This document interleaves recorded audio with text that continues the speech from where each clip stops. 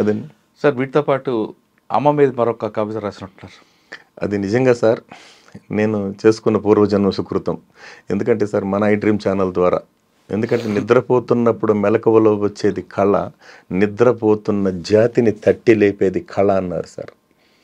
అందుకు ఎందుకంటే సార్ ఒక్క మాట అనేదిగా అది ఒక మంచి మాట ఎంతోమంది హృదయాలను కూడా తాకుతుంది సార్. అది నేనైతే కళ్ళ కూడా ఊహించలేదు సార్. ఎందుకంటే అంత కొన్ని లక్షల కోట్ల మంది ఆశీర్వాదంతో, ఎందుకంటే సార్ అందుకంటే అది అమ్మ తొలి గురువు సార్, అమ్మ తొలి గురువు. అందుకే మా నారాయణ స్వామి సార్ కూడా చెప్తుంటాడు కొన్ని సందర్భాల్లో, 100 మంది అర్చక స్వాములను ఒక చోట చేరిస్తే ఉపాధ్యాయుడు అవుతాడట, 100 మంది ఉపాధ్యాయులను ఒక చోట చేరిస్తే ఒక అధ్యాపకుడు అవుతాడంట, 100 మంది అధ్యాపకులను ఒక చోట చేరిస్తే ఒక తండ్రి అవుతాడట, 100 మంది తండ్రులను ఒక చోట చేరిస్తే ఒక తల్లి అవుతుందంట సార్.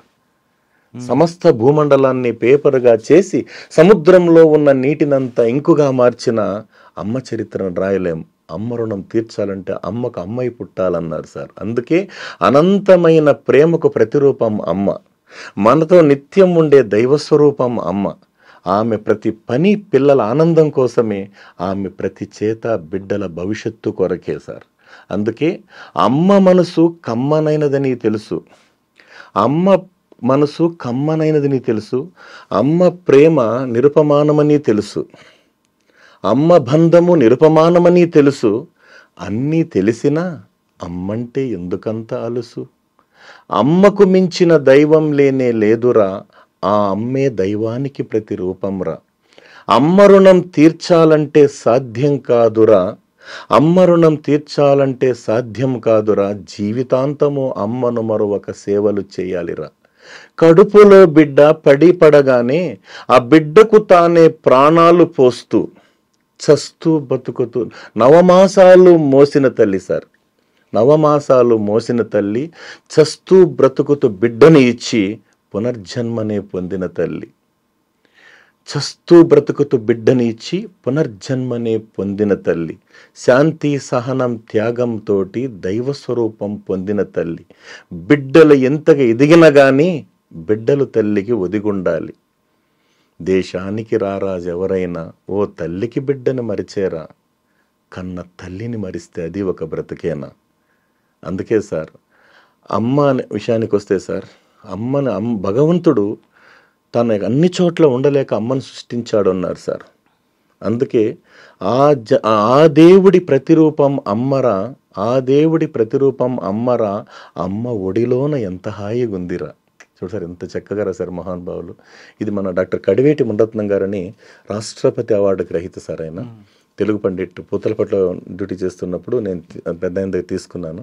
ఇది సార్ అదే నేను చెప్పడం లేదు, నా అదృష్టంగా భావిస్తున్నాను సార్. సార్ మీరు ఇంకోటి పులి బాటసారి కథ సార్, ఇదేంటంటే సార్ చాలామంది కంపేర్ చేసుకుంటారు కదా సార్, కంపారిజన్ అంటే ఇతరులతో పోల్చుకోవడం. అది కొంతమంది పోల్చుకుంటారు, అది ఎవరి వ్యక్తిత్వం వాళ్ళది సార్, ఎవరి వ్యక్తిత్వం వాళ్ళది. ఒకసారి ఏం జరిగిందంటే సార్, ఒక అడవిలో ఒక బాటసారి నడిచిపోతూ ఉంటాడు, వస్తుంటే పులి తరుముతుంది సార్. వెంటనే ఇతను చెట్టెక్కేస్తాడు. చెట్టెక్కిన తర్వాత పులి చూసి నవ్వుతుంది. ఇతను అంటాడు, మనోడు మనిషి అంటాడు, ఎందుకు నవ్వుతున్నా, నేను తప్పించుకున్నా కదా అంటాడు. ఒకసారి పైకి చూన్నాను అంటుంది, అక్కడ ఎలుగుబంటి కాసుకుంటుంది సార్. అప్పుడు ఎలుగుబంటి చెప్తుంది, చూడు ఫ్రెండ్, ఆయన నమ్మద్దు, తోసేయి, నేను బ్రేక్ఫాస్ట్ తినేసిపోతా అతన్ని అంటే. నేను ఆ పని చేయను ఉంటుంది సార్ ఎలుగుబంటి. ఎందుకంటే నేను చెట్టు పైన ఉంటే అతను ఎక్కేవాడు కాదు కదా, నేను చెట్టు పైన ఉంటే ఆయన ఎక్కేవాడు కాదు, కాబట్టి నేను ఆ పని చేయను ఉంటుంది సార్. నా మాట వినుంటే కూడా, పులి చెప్తే కూడా విందది, ఎందుకంటే తన స్వభావాన్ని నేను మార్చుకోనని చెప్తుంది. సరే వెంటనే పొద్దునైంది, మధ్యాహ్నం అయింది, రాత్రి అయింది సార్, మిడ్ నైట్ అవుతా ఉంది. పులి మేలుకుంటుంది, మన మనిషి మేలుకుంటాడు. వెంటనే అప్పుడు పులి చెప్తుంది, చూడు నీ వల్ల నేను 3 పూట్ల పస్తు అయిపోయింది, ఆ పని ఇప్పటికైనా మించిపోయిన లేదు, దాన్ని దోసేయి, ఎలుగుబంటిని దోసేయి, నేను నా పాటు నేను దాన్ని తినేసి వెళ్ళిపోతా, నీ పాటు పో, నేను నా పాటు నేను వెళ్తా అంటే ఇంకా మనవాడు ఏమాత్రం ఆలోచించకుండా కొమ్మని బలంగా గుద్దుతాడు సార్. అది దాని దగ్గర పోతే వేస్తుందని. వెంటనే ఆయన ఏం చేస్తాడు, వెంటనే అది పాపం లేసి కన్నమ్మ కూర్చుంటుంది సార్, చెట్టు పైన కూర్చుంటుంది. అప్పుడు పులి చెప్తుంది, చూడు ఇప్పటికైనా మించిపోయింది లేదు, తోసే అతన్ని కిందకి ఉంటుంది. అప్పుడు అంటుంది సార్ ఎలుగుబంటి, అతని గురించి నా బుద్ధి నన్ను మార్చుకోమంటావా, అతని పాపంలో అతనే పోతాడు, చూడు సార్ ఎంత మంచి సందేశం సార్ ఇది. అదే రిలేటెడ్తోనే సార్ దానికి సంబంధించి అట్లే మనకి ఒకటి హింక్ అవుతుంది. అడవిలో జంతువులన్నీ మీటింగ్ పెట్టుకున్నాయంట. మనుషులేంది మన పేర్లు వాడుకునేది. వాడు సింహం లాంటోడు, ఆయన పెద్ద పులి లాంటోడు, అంతే గుంటనక్క, దున్నపోతు, రకరకాల వర్డ్స్ వస్తాయి కదా సార్. విషసర్పం లాంటోడు, అమ్మాయి నాట్యమయూరి, అంటే మనకు రకరకాలైనటువంటి అంటే పేర్లన్నీ మనవి మార్కులు వాళ్ళకా. కాబట్టి మన పేర్లు వాడకుండా ఒక జీవో పాస్ చేయించాలని చెప్పి వందలాది జంతువులన్నీ మీటింగ్ పెట్టుకొని అన్ని ర్యాలీ వస్తున్నాయండి సార్. ప్రొసెషన్ నక్కను ప్రెసిడెంట్గా చేసుకొని ఎవరి దగ్గరికి, వేదవ్యాస మహర్షి దగ్గరికి. ఆయన దివ్య దృష్టితో చూశాడంట. ఓహో, ముందే తెలుసు కదా అతనికి. వస్తానే మెమరాండం ఆయన చేతికి ఇచ్చారు. ఏం విషయం అన్నారు. మనుషులు మా పేర్లు వాడకుండా జీవో పాస్ చేయండి సార్ అన్నాడు.